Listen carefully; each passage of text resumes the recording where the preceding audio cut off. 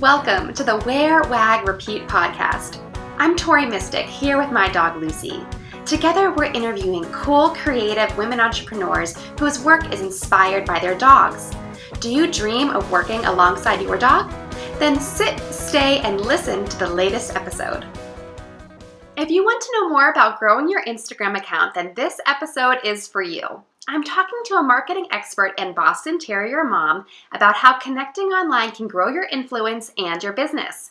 But there's nothing quite like IRL friends, especially when it comes to socializing your dogs. So listen for her advice on starting a pack walk group in your city. Let's dive in. Hannah Zulueta's first career was in travel sales and marketing. After investing 20 years in the business and becoming VP of sales and marketing for a boutique resort group, she realized her career in travel took her away from her loves, her home with her dogs and San Diego.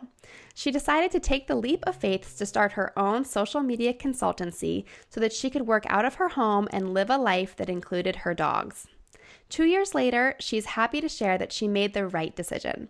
The best part has been all the new connections she made through the Instagram community. Hey, Hannah, actually, that's how I met you, is through Instagram. Hi, Tori. Yes, that's how we connected. I'm so excited to have you on the show because we've been friends on Instagram for probably about a year, maybe more than that. And I'm just always so impressed with your knowledge of Instagram and all the different strategies that you're always trying out. So I can't wait to dive into it all here. Great. It's called ADD. Try it all.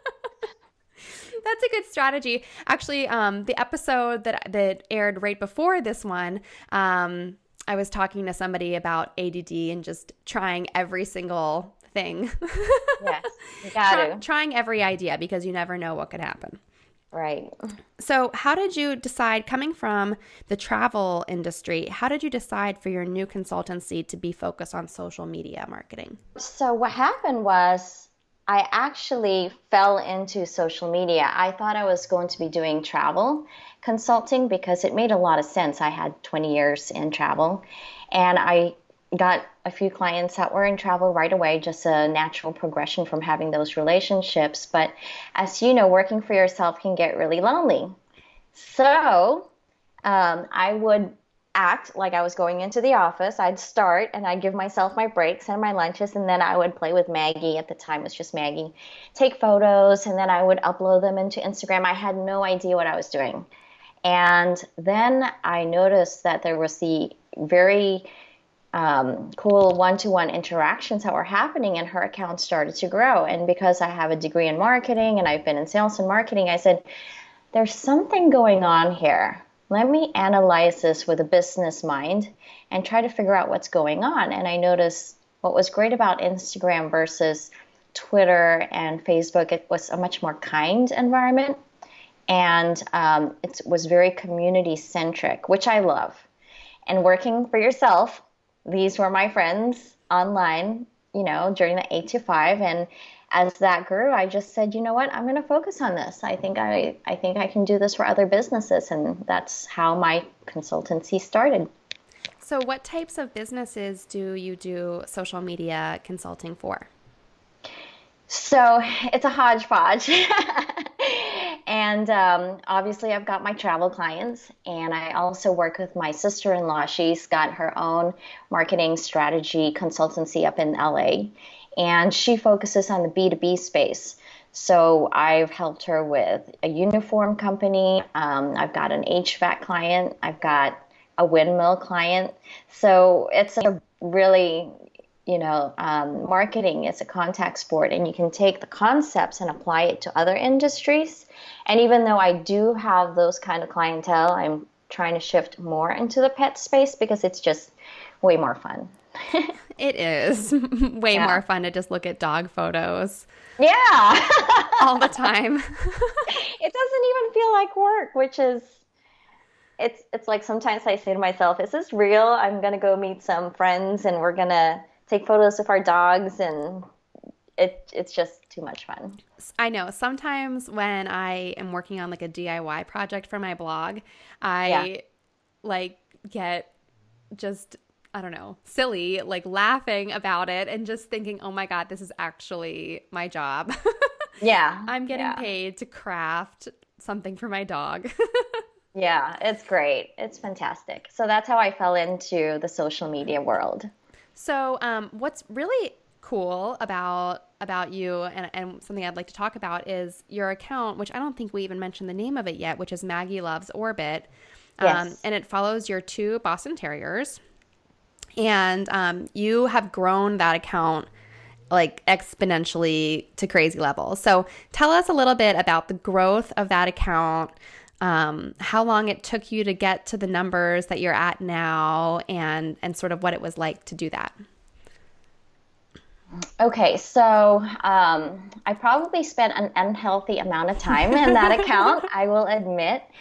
There were a few tragic events that happened in my life, and it was a bit of an escape just to be online. I wasn't being very social. I just didn't want to be out and about. So when the pups were sleeping, or it was just Maggie at the time, I would be Instagramming, and then Jason at night after we have an early dinner, we'd watch TV. I'm not much of a TV person, so I just would be on Instagram. And I think I'm at 92,000 now. And I started when Maggie was, when she came into our life. So it was July of 2015. You know, I didn't know what I was doing for the first 10,000. And I think that was when you and I met around that time, and we got into our little business mastermind group, and we've just, focused on it a little bit more. The growth has ebbed and flowed. On my best day, I was hitting 280, 300 followers a day. It was just crazy. And now I'm averaging anywhere from 100 to 120 a day. And then some days I'll have a slower day. But I think that's just with the shift in the algorithm, that's going to happen naturally. Yeah, I think you have a really healthy approach to it. What apps do you use to track how many followers you get per day? Do you just use Instagram, or do you have other apps that you like? So I have Iconosquare, which has a lot of data on it. It's almost too much data because numbers are numbers, and it's all a matter of how you interpret that data.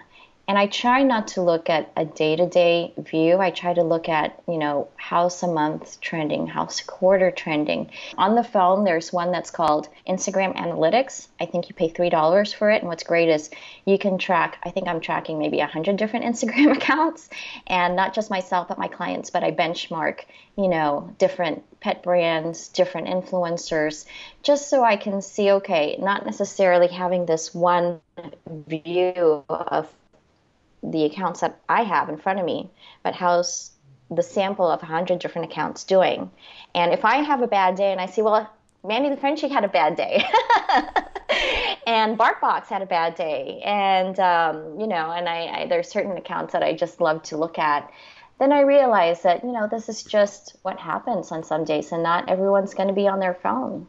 Right. Yeah. There's lots of things that happen, and I think in the fall, numbers were down a lot because there was a new natural disaster every single week. Right. And I saw in a lot of the groups that I'm in on Facebook and on Instagram, everyone was like, oh my gosh, my numbers. And I was just replying to all of them, look at what's going on in the world. Not everyone is on Instagram today. Right. So you do have to kind of look at the big picture. Right. Yeah. And then the other part too is there's just that much more content being put out there. So where when you and I first started, there weren't that many dog accounts. And now there's an insane amount of talented dog photographers and great personality accounts that, if any one given, you and I and other Instagrammers that I call publishers are on the extreme side of amount of time we're in the app. A normal person is probably spending, they see on average, 30 minutes, 33 minutes in the platform, and they might only follow 5 to 10 different dogs.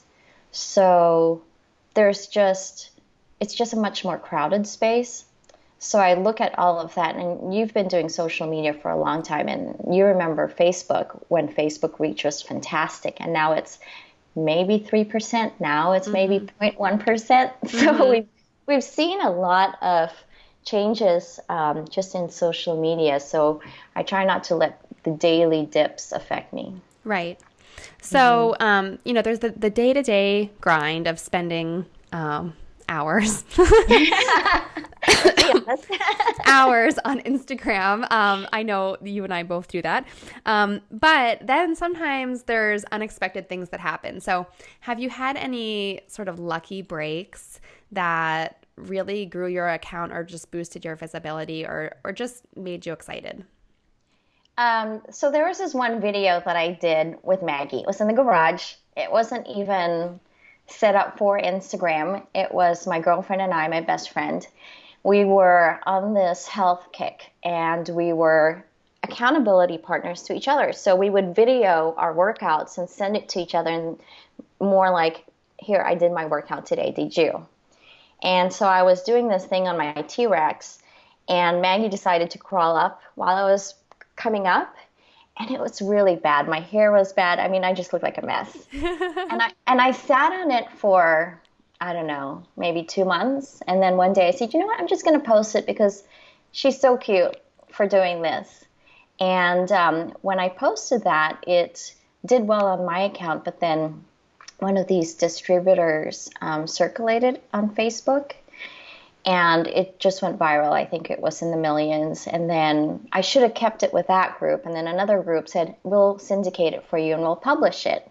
So it lost a lot of the algorithm juice that it had built up. But I thought that was a huge break for our account. And at that time, there wasn't that many dogs on Instagram.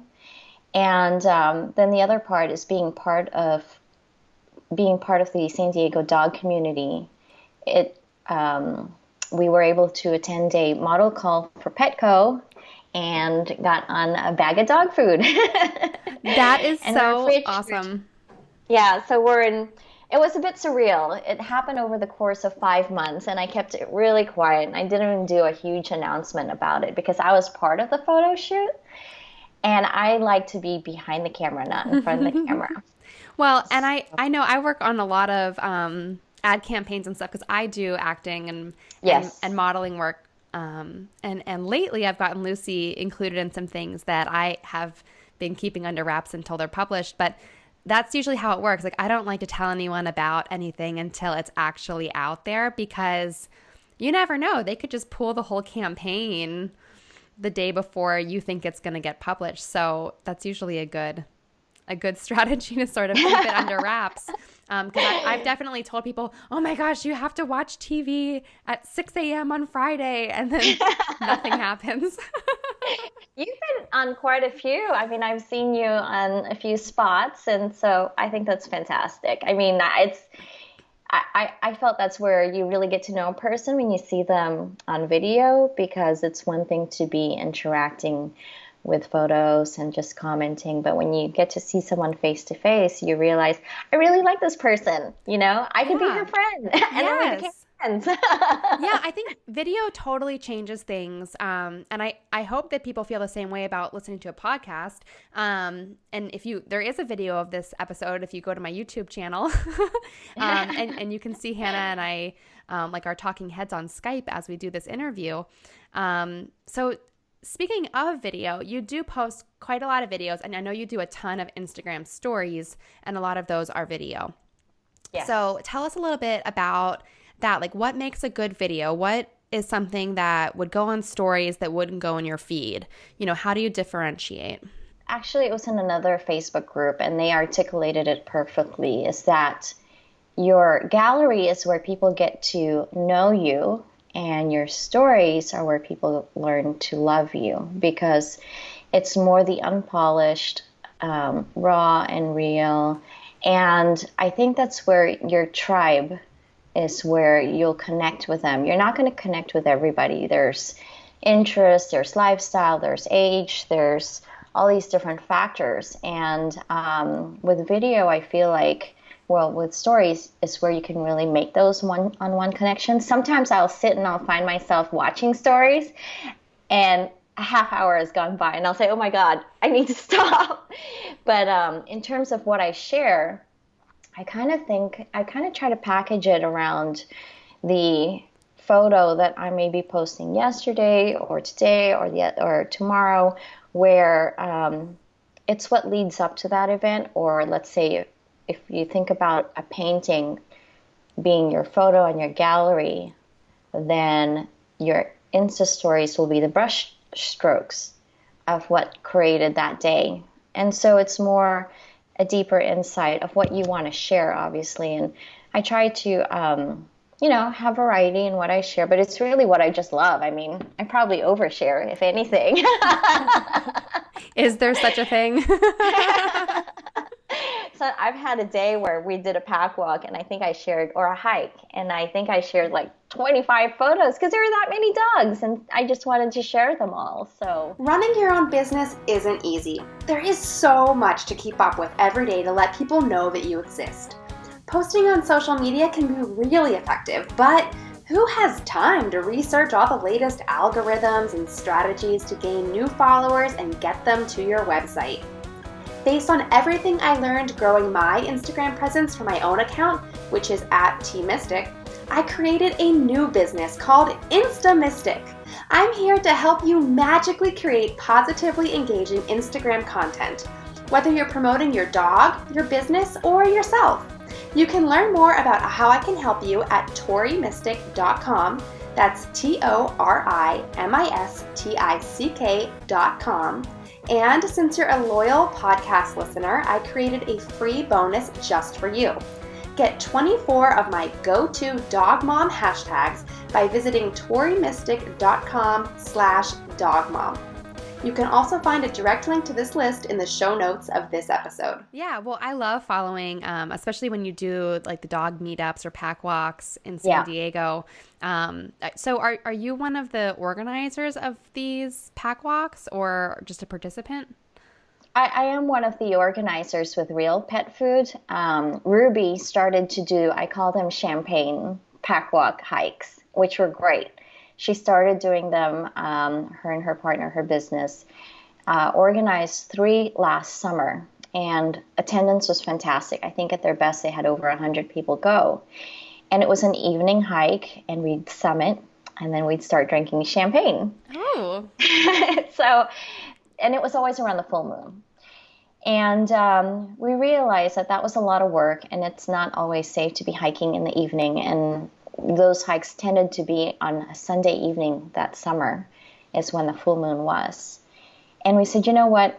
The real purpose of this is to have a dog-centric event where we can socialize our dogs. She has a reactive dog, and Maggie, bless her heart, she's sassy and she needs to warm up to dogs. So she's not a good greeter.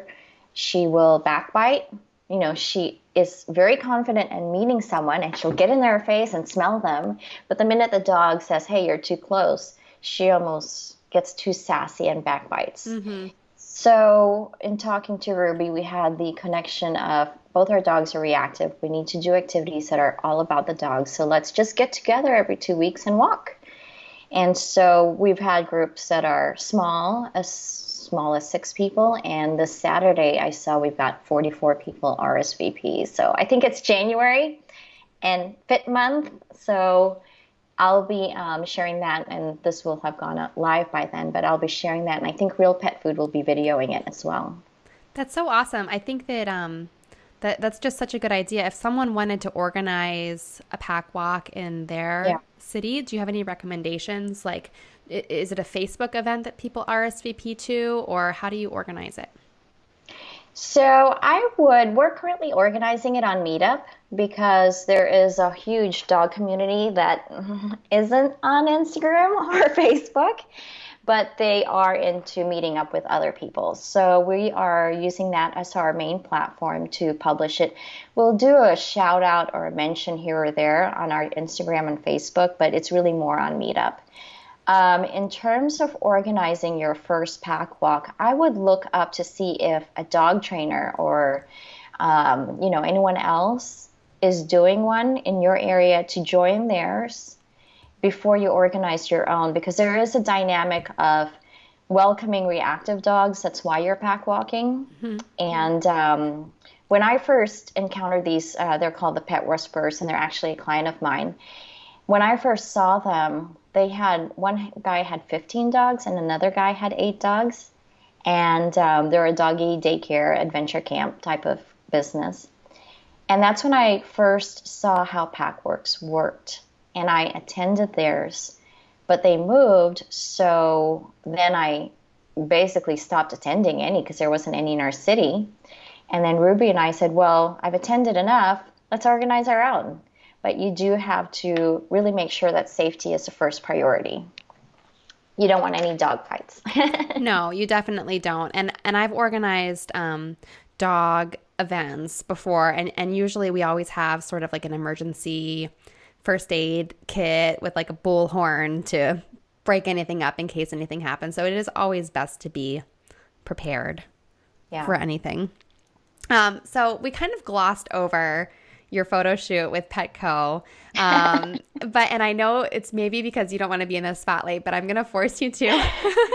Okay. I want to hear all about it. Like, what was the day like? Did the girls have like a dressing room? Like what happened? Okay, so the first event was to go do the model call. So we went into their studio, they took photos, they played with them, they said, we'll call you. And then they called us and they said, you made it to the second round. I said, that's great. And they said, well, show up and go to this fruit stand, which we did. And then they said, by the way, you're going to be part of it. I said, what? Wait a second. I thought it was just the dogs. And then I said, okay, well, we'll go. And I didn't know if that meant I was handling them or I was going to be part of the photo. So when we got there, they did have all these different collars and leashes that they outfitted the girls with, which was super fun because I've always been, before these two, my poor Zoe had like 2 collars and 1 leash. So the world of dog fashion is still very new to me. I still, now when we go out and I take a few minutes to dress them, Jason's just going, are you done yet? But they dressed the 2. And then they dressed me too. And that's why I didn't want to tell anyone because they dress you, they dress you in a style they want for their Right. It's image. not necessarily you. Yeah. Mm-hmm. So it didn't, it was and I'd never been part of that before. But the Petco team is fabulous. I mean, everybody had a dog. Everyone was just very friendly. There was even this one lady who had her dog tattooed on her arm. So I felt very comfortable during the whole thing. Because they're smaller dogs, I had to kind of hoist them up. And, with photo shoots, I think they probably took, 500 photos. Right. Because my dogs are not like labs or retrievers with a happy face. They've got the RBF. They've got the very grumpy looking face. And I know Orbit's got the sleepy eyes. So I could see the photographer looking at the photo and going, okay, I didn't get it. And I was thinking, Aww. Yeah. I mean, it's different when you're taking photos of your own dog and you're at home or you're out by yourself and you're comfortable and you're having fun versus, hey, we're going to do this photo shoot and everyone has to look happy. I'm like, my dogs don't look happy right now. Right, they're dogs. They would rather be, I know your dogs would rather be at the beach than like sitting on a counter posing for photos. Yeah, and then I was sweating. It was a warm day, and I think my mustache was starting to sweat. I was just having one of those, days. And then it all worked out, and the photo came out fantastic. Petco is a great San Diego company, and San Diego is very dog friendly. So it's been a pleasure to work with them and continue to be friends with our team. And, we see people all the time. So it's been great in that regard. It was huge exposure for us. And is the dog food packaging with your photo, is it still in stores? It's in 1,400 plus stores. Wow. And they've got an app, which is the Heads and Tails app, where you can upload a selfie. And in this feed of people uploading their selfies, they also promote the Petco brands. So not only does it have presence in the store, it's also being promoted in their social media within their own app. And they're definitely a very, pet centric company. Yeah. And do you think that, did booking this sort of gig have a lot to do with the Maggie Loves Orbit Instagram account? I think so. I think that there were a few people who were Boston aficionados, and we all have a bias towards 4 or 5 different types of dogs. Mm-hmm.